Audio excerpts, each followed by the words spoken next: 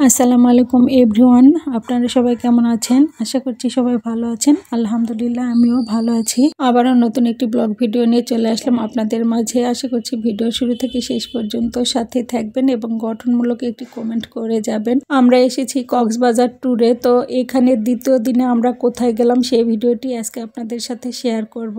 কক্সবাজার ট্যুরের এটা ছিল দ্বিতীয় দিন, আর দ্বিতীয় দিন সকাল 10টার পর আমরা বিচে এসেছিলাম। ফাইনালি অনেক দিনের একটা স্বপ্ন পূরণ হতে চলেছে। আমার অনেক দিনের ইচ্ছে ছিল যে খালি পায়ে সমুদ্র সৈকতে বালির উপর দিয়ে হেঁটে যাব।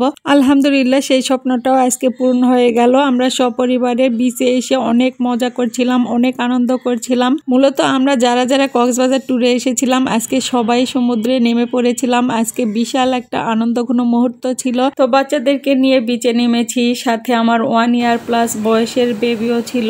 তো দুইটা ছোট ছোট বেবি নিয়ে বিচে নেমেছি। এ কারণে আমার মনে একটু ভয় কাজ করেছিল যে বাচ্চাদের নাকে মুখে আবার পানি যায় কিনা। তো এইসব ভাবতে ভাবতে পানি ছুঁয়ে দিচ্ছিলাম আর এতটাই এনজয় করছিলাম, খুব ভালো লাগছিল আমাদের।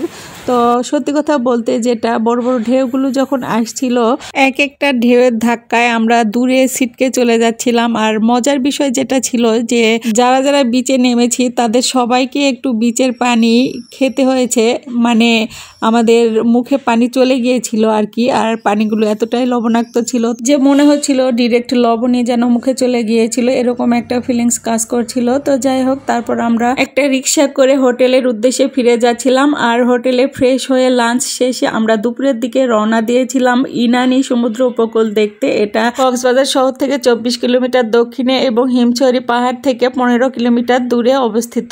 মেরিন ড্রাইভ সড়ক ধরে কক্সবাজার থেকে ইনানি যেতে হয়। তো আমরা সেই পথেই রওনা দিয়েছি। উপরে দেখতে পাচ্ছেন যে পাহাড়, আর আমরা নিচে রোড দিয়ে যাচ্ছিলাম। এটা ছিল মেরিন ড্রাইভ রোড।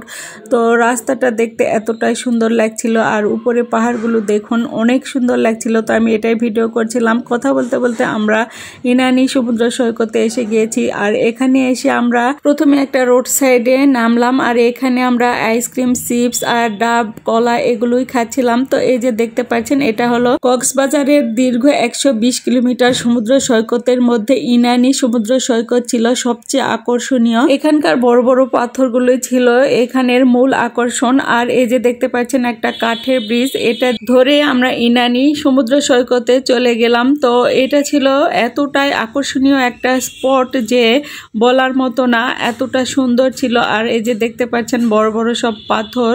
আগে তো বলেছি এখানকার বড় বড় পাথরগুলোই ছিল মূল আকর্ষণ। আর পাথরগুলো দূর থেকে দেখতে এতটাই সুন্দর লাগছে, মন প্রশান্তি করার মতো একটা পরিবেশ ছিল এখানে। আমরা যখন এখানে ছিলাম ততক্ষণে গোধূলি লগ্ন চলে এসেছিল। আর দূরে দেখুন আকাশটাকে কতটা সুন্দর লাগছে, আর মনে হচ্ছে যে সূর্যটা ঠিক আকাশের সাথে মিশে গিয়েছে, এরকম একটা পরিবেশ। পাথর, আকাশ আর সমুদ্র সৈকত তিনটির মিলন মেলা যেন বসেছে।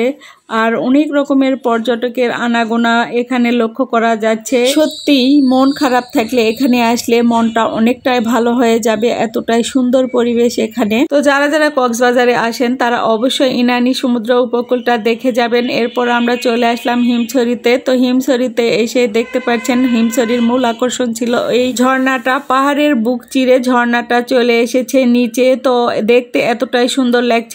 সবাই কিন্তু এখানে এই ঝর্ণাটা দেখার জন্যই মূলত আসে, আর পাহাড়টা দেখার জন্য। হিমছড়ি পাহাড়ে পৌঁছাতে পৌঁছাতে অলমোস্ট আমাদের সন্ধ্যা হয়ে গিয়েছিল। তো এই সময় আমি আর পাহাড়ে উপরে উঠতে যাই নাই, মানে আমার সাথে তো বেবি ছিল, আমি এমনিতেও উপরে উঠতে পারবো না।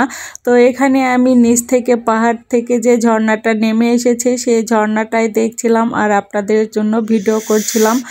তো এরপর আমরা হিমছড়ি থেকে চলে গেলাম হোটেলের উদ্দেশ্যে। তো এখানেই আজকের মতো ভিডিওটা শেষ করছি। আপনাদের ভিডিওটি কেমন লেগেছে কমেন্ট করে জানিয়ে দিবেন। সবাই সুস্থ থাকবেন, ভালো থাকবেন। আজকের মতো এখানে রাখছি। আল্লাহ হাফেজ।